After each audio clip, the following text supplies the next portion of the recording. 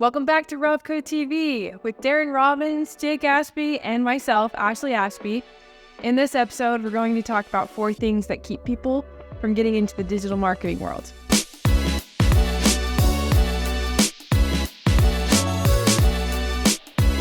Okay, so we wanted to address the 4 biggest reasons that people don't get into digital marketing.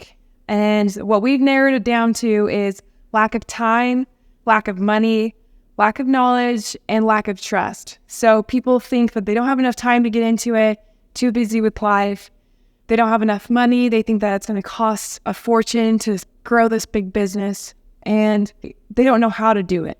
They're just kind of worried. It seems like a big, mysterious world that they can't get into, and they just think it's a scam or it's too good to be true. And so we're going to talk about how to kind of set your mind at ease if those are some of those things that you're thinking about. Sometimes some of the things are true. Sometimes all these different things are good reasons, but we're going to talk about how you get past. Yeah. Right. So the first thing people struggle with is time. And Darren is actually, you've written an article in your blog about how to get past not having enough time to do something that you love or that you want to get into. Tell us more about that and what you have to say about finding time to do something. Yeah, I think this is something that everybody deals with, not just with starting a business, but with anything, right? The article that I wrote is called Do More by Doing Less. And the idea is based on the concept of chunking, which was originally developed for learning how to memorize things. You would take shorter chunks and memorize those, and that helped you to memorize bigger things. Mm-hmm. Well, you can apply the same thing to time management, because when you look at most things that people want to get done, they take a lot of time. And so if you, and because of that, you get overwhelmed. You don't start because, wow, I don't have 5 hours to dedicate to this. I don't have 10 hours to dedicate to this. Mm-hmm. Or if it's even bigger, then it's even more of a challenge. But if you can divide up those big tasks into smaller, actionable tasks, then you can actually accomplish it. So that's why it's do more by doing less. And as an example,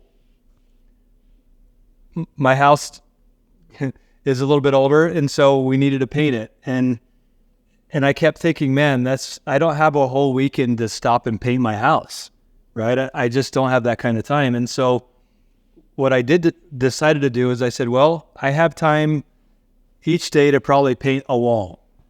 And so I broke down the whole house into just different sections, and I would paint a wall at a time if I had time, or 2 walls or 3 walls. But it took me a few weeks, but eventually I had the whole upstairs painted just because I broke it down. If I would have tried to conquer that in just one project, I never would have gotten to it. And so I did less each time, but eventually I finished the whole thing, was able to accomplish it. And early on in my business, I was a newlywed. Ashley was a baby, needed to spend time with my family. I was working a full-time job, but I knew that I wanted to start this online business. But the challenge was, how am I going to do that? A business takes a lot of time to develop. So what I did is I just broke it down into the tasks that I needed to accomplish, and I would get off of work. I would sit down. If I had an hour, I would sit down and work on it for an hour. If I had 2 hours, sometimes I didn't have much time, and I would put it off until maybe I would stay up a few hours into the late night working on it. But eventually, it took a while, but eventually I was able to start a successful online business that has now replaced that first income, helped me pay off my house, so many benefits from having done that. And it was because I broke it down into small, actionable things that I could do in a small amount of time, instead of saying, hey, I've got to build a website. I've got to spend hours and hours and hours doing that. Well, I did it just a few hours at a time. And that's what allowed me to accomplish that. And ever since then, I've been able to apply that to pretty much everything that I do. Right. And I mean, as we've been doing this podcast and getting into digital marketing more, we've noticed that done is better than perfect. That's been absolutely totally my motto. I've fallen into the trap of trying to make everything look professional and We got to get everything set up right before we even get started. But just start somewhere, get it done, move on to the next task. If it's not perfect, that's okay. I just tell myself I can go back and fix it later. But once you have something to work with, it's better than just having some half-finished project, right? Right. And so if you're using that excuse to not get into starting your own digital business, digital marketing business, look at your day, set aside, hey, I can see that I've got 30 minutes, an hour, 2 hours here, and just get started. That's the most important part of any business, is just you have to just get started. It doesn't have to be perfect. Just to get done. You're going to learn things along the way. That's inevitable, right? You're not going to know everything right at the beginning. And so just plan on, if you just get started, right? That's the most important part of it. So I found a deeply motivational quote that just about sums up everything that Darren's talking about. So it's not from anyone specific. There's not really anyone that's like said this quote, but it goes, save the excuses. It's not about having time. It's about making time. If it matters, you will make time. Yeah. And so I think that goes in perfectly with everything that you're saying, because everyone has time. But everyone can make time for things that they want to do. Absolutely. If you really want to do it, you'll set aside the time. And if you really don't have hours and hours, then you break it down but you find those hour or two here and there to get it done. I think another thing that goes along with it too is your mindset. If you're telling yourself, I don't have time, if you're telling your mind, I will never have time to do it, it's never going to get done. So you need to start somewhere, at least with saying, I will do this, I will get this done. Because if you're just stopping your progress, if you already think that in your mind and get that ingrained. That sounds like something DWA talks. That's crazy. Yeah, they talk about mindset in the beginning and how failure is going to be a part of it. And you can't, they talk about what you should expect, what you shouldn't expect. One of the things you shouldn't expect is that your success will be exactly the same as someone else's success. Everyone's got a different story. Everyone's got a different experience. You just need to start your story where you're at right now. Another misconception, or maybe another worry that people have, is that it takes a lot of money to get into digital marketing and to build a business online. And Darren also has some experience with that. You said that you've spent a lot of money doing it. Does it take a lot of money to get into digital? So it doesn't take a lot to get started. It really doesn't. In fact, the first business that I did, I leveraged drop shipping. So I had a company that would drop ship for me, and they had millions of dollars worth of inventory. I didn't have millions of dollars to put into inventory. And so I was able to leverage that. So there's different ways to get into a digital business, digital marketing, without spending a lot of money. When I say I've spent a lot of money, it's because I've spent a lot of money over the last 25 years learning how to educating myself on business and how to do things better, learning how new marketing techniques. That's where I've spent the money. And so I started in college, and about a year and a half in, the pressures of raising a family, marriage and raising a family, I just decided to drop out of college and just start working. I had a decent job, but I knew that it wasn't what I wanted to do full time. And so I started this business, but that's not where my education stopped. Even though I dropped out of college, I continued to invest in my online learning. And so, in fact, the first thing that I did after I found a course that would teach me how to get my site ranked in the search engines, I purchased that course, and that was my first kind of educational purchase to further my knowledge of online marketing. And one thing that I would say about spending money on a course or a business like this is that you're furthering your education. It's not like buying lunch for yourself where you're going to eat it and it's going to feed you for a few hours, right? You're investing in your future. Okay, so that goes right along with the quote that everyone knows that says, give a man a fish, you'll eat for a day. Teach a man to fish. Yeah, you'll eat for a lifetime. Right? So there's another saying, give a man a fish, feed him for a day. Teach a man to fish, and he's going to spend every last dime on fishing equipment. Which I think could be taken a step further because, if you take that analogy of how you're actually learning and doing all this stuff, you're still fishing, right? Maybe different kinds of fishing. You're still doing all these kind of marketing. Yeah, even the guy with all the fishing equipment means he can catch more types of fish and fish in every area, right? And obviously, sometimes you have to spend money to be able to do that. You do. And I didn't spend money just once on a course. It's been a lifelong pursuit of learning all of the latest marketing techniques. And so to say that I don't have the money, it kind of goes back to your commitment as well. How bad do you want it? You can find the money if you really want it. But luckily, digital marketing is not expensive to learn how to do. It takes time, and you can shortcut the learning process by purchasing a course. And you just got to make sure it's the right one, because there is a lot of out there that you can get confused with and end up spending tons of money on courses that don't work or that... Absolutely. And there's just a lot of noise out there, right? And people are selling things that really are not worth anything. So it's good to somehow verify that the course that you're going to purchase is worth investing the money in.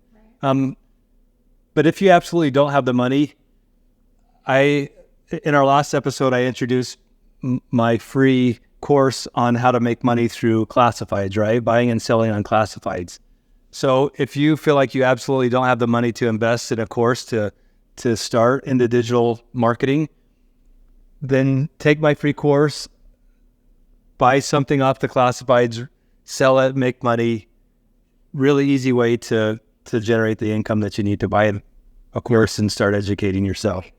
So another one of the big reasons on why people hold back from starting an online business, because they don't necessarily know how. And so it's really daunting. It's really, it's like it's something that's really big, it's kind of unknown, and it can really be a roadblock for people trying to get into it. And so there's a quote from Marie Forleo. She says, one of the most underrated secrets of success is to start before you're ready. That's what we talked about earlier. And so, that's exactly just like Darren talked about how he started before he was really ready. So I think that a lot of the times, if you're going to be committed to do something, it's really easy to talk yourself out of it. And sometimes if you think too much about it and chew on it too long, then you're just not going to be able to do it. And so that's one of the tips, is to be able to jump in and just give it a shot and do what you can. And another really important part of knowing how you're going to be able to start this online business is knowing why you want to do it. And so being able to have some sort of like base knowledge, something to start you going, something that you can start getting into. And so a really good example of what this can be like is, try and train for a triathlon. So if you don't know what a triathlon is, it's where you have to run and you have to bike and you have to swim. It's a big race. And so Ashley and I are actually training for our first triathlon. Just a sprint. It's nothing. We want to try it out, but we have no idea what we're getting ourselves into. Yeah, but it's something that seemed like kind of challenging. And so we're like, let's just try it out. But doing this triathlon, it's totally new for us. Neither of us had done it before. And so kind of the first thing you have to do if you're going to run a triathlon, obviously, is do your research. If you show up on race day and you didn't know that you had to swim, you're going to be in a lot of trouble. And once you can kind of do some research, know what kind of shoes you need to get, maybe have like some conditioning, know what the race is going to be looking like, and then you can jump in and identify what your strengths are going to be. And so for me, I'm an awful swimmer, but I can be pretty competitive on a bike. And so for Ashley, she's kind of the flip side. She's an amazing swimmer, but she can't catch me on a bike. And so knowing what your strengths are is going to be really important. And kind of the third step that goes into making it or to running a triathlon is going to be able to make a plan and be able to have all these resources to help you, whether it's going to be like a workout schedule, having some coaches that are going to be able to help you along the way, having an exercise routine, or having some sort of community of people that have done this kind of thing before, that they can step in and answer every questions that you might have. And Darren actually had something that he pointed out about making adjustments. Yeah. So anytime you're going to dive into something you've never done before, it's great to make a plan, like Jake said, because you would be stupid not to. You have to make a plan, but you also have to kind of gear up for making adjustments to that plan, because if it's something you've never done before, you're not going to do it perfect the first time. So you always have to be ready to make adjustments along the way. And you would do that with your your plans for training for a triathlon. Maybe you guys switch things around. I don't know, but you always just plan for some sort of an adjustment. In business, it's the same way. It's smart to make a plan so that you have kind of a direction to go, but you also prepare for, hey, there's going to be issues that come up, so I'm going to be ready to make adjustments along the way. Be flexible with it. Right. Yeah, it's all this boils down is what's realistically going to be like when you start doing digital marketing.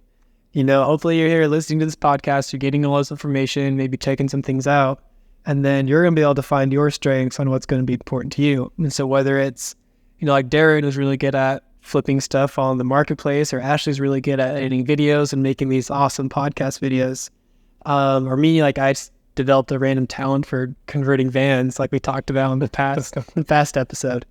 So once you have your strengths, then you can make your plan. And just like Darren said, make sure you have a little bit of wiggle room in your plans so you can make those adjustments, because stuff will come. There's going to be things along. It's inevitable. Yeah, for sure. You're not going to be able to plan for everything, but you can already have that mentality going in that you're going to be flexible, because stuff will get in the way. That's okay. Yeah, you will fail. That's a known thing, though. I mean, DWA talks about failure, how we look at failure as a bad thing, but it actually is a good thing because it means that you're learning, and that's how you grow, is through failure. Right. This whole episode is just jam-packed with all these awesome quotes. But one of the best ones I found is from Kenneth H. Blanchard. And he just kind of tells it how it is. He says there's a difference between interest and commitment. When you're interested in something, you do it only when it's convenient. When you're committed to something, you accept no excuses, only results. And so maybe you just need to take a step back and think about this whole digital marketing thing, because we did. At first it was kind of an interest. Whenever it's convenient, whenever we had some downtime, whenever we had the time that we were looking into it, then we started making the time, just like we're doing now with this podcast. We're making the time to put in all this effort so we can get something out of it. Yeah. And so that's when it kind of changes from being, something that's convenient versus something you're committed to. Because we're sitting right here on this podcast episode, so we're pretty committed to tell you about all this great stuff that we're learning. I also like when you talked about when you find the why, that's what leads to finding your how. Oh, when the why is powerful, the how is easy. Yeah. And that why, that's your driving force. You're not going to be able to be motivated to do any of this stuff if you don't have your why, if you don't have your reason. And I mean, the reason that we're doing a triathlon is because we want to better ourselves mentally and physically. It's not just because we want to go try it out.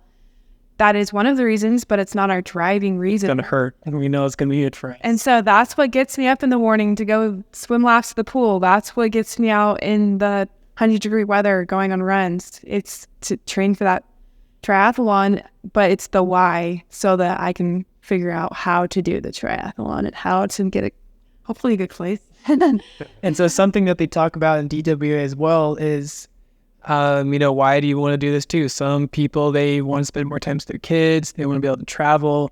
They're just trying to make ends meet, making money. And so really, it doesn't really matter what the why is as long as you have one. Mm-hmm. As long as it's good enough that you can stick to your guns when stuff gets tough and you can remember that why and you can make it happen. Yeah. That was really inspiring. So reason number 4 that people don't get into digital marketing is because it sounds too good to be true, or it sounds like a scam, or it's just like too hard to wrap your head around it. You just kind of like, I'm used to working this normal job and getting a normal pay and going to work, but staying at home and doing everything from my computer or from my phone, like that sounds like it'd be amazing, but that can't possibly make any money, right? Yeah, they just don't trust it. They don't trust they would be able to make a living. Right. And honestly, like when I first started learning about digital marketing, and that's when before I decided that was the career path I want to pursue, I was like a little bit a skeptic myself. I was like, that sounds really cool. I know people are making it work. I have no idea how they're doing it. I don't know how I could possibly get into that. And it works though. One reason that people are really skeptical about digital marketing is because of the courses that appear to just teach you how to resell the course instead of actually teaching you information. There are a lot of scams like that where they create this course that is a multi-level marketing scheme. It's just a course that teaches you how to resell itself, and you don't get any real value from it. Yeah, where's the value in that? Where's the value in, hey, here's a course that will teach you how to resell the course. Yeah, you're just passing. You're buying a business to sell the same business, and that's, I think, where a lot of people have a tough time wrapping their head around, well, why would I even do that? Because there's no value there. Well, so people are going to start figuring out that that's all that person is doing, is just reselling the course and not actually using it for what it's meant to be used for. The course that we're taking and learning from, it does teach you how to resell it, but that's more of just the beginning. That's just to get you started. It's just the training wheels to show you how to resell a digital product. But that's not supposed to be the end of it. You're not just supposed to take it and resell it and make all your money back and woohoo. You're supposed to take those skills and those principles and apply it to other things. And the core of DEWA is to teach you how to make your own digital products and resell them. That is the ultimate purpose, the ultimate goal. And as you're learning how to resell itself, and as you're learning how to create your own digital products, you're also learning more about digital marketing, and it helps you come up with more ideas on your own to kind of put you apart from everyone else and niche down to what you want and what you want to share with other people. So the skepticism comes from those people who do only choose to resell the course. I just want to reiterate that again. Those people are not thinking long term. They're just thinking short term. Well, I'll grab a few bucks right now, instead of building it into the business that it's supposed to become and that has the potential to be. They really want it to be a get rich quick business. Where, so if you look at it that way, it totally is. Like, it can be used as a multi-level marketing scheme, get rich quick scheme. Yeah, and if you see other people that are saying, hey, this course is making me so much money, and then they try to do the same thing, well, how do they get started? Well, they just start lying and saying, it's making me a lot of money too, right? And so that's where a lot of the skepticism comes from, is seeing all these people that are promoting the same course, but not actually using the course for what it's meant for, which is it's supposed to teach you how to create a digital product and then market that digital product through social media. Organically, yeah. Because you can pay to market your products. You can pay for, they call them paid leads, right? Right. Darren's the expert. He's got all of the lingo. So I with my current business, we spend over $45,000 a month in marketing to generate leads. And that's an option, but what is really valuable is being able to get free leads, free customers, pulling them in just from posting, because you can make an Instagram post for free. You can make a reel for free. Ideally, you take the course, you learn how to generate leads, generate customers organically, which is what the course is designed for. And in the process of doing that, you're learning what your customers are looking for, right? Because it's going to take some trial and error to figure out what's going to get pushed out, what's going to generate the leads. And those leads are all free, right? And so then when you do decide to go ahead and extend your lead generation by advertising, then you already know what is generating leads. So then you can pay to have those pushed out to more people. Great. It's a cool way to kind of like trial and error, figure out what is working and what's not selling the best, but reaching the most people so that you can blast it out to even more people. Right. And so it's very valuable to learn all of the skills that are taught in the course, because that's going to teach you how to get organic leads. And those are all free. Early on in my first business, my course taught me how to get ranked in the search engines. And once I did that, when people would do a search, I would show up organically. I didn't have to pay to have my site listed at the top. And that generated tons of free customers. And then on top of that, if I wanted to extend it, I could pay to have my other products listed at the top. Right. You're reinvesting that money you're making from those free customers to reach even more. Right. Doubling. So with a course like DWA, they teach you how to start getting customers organically.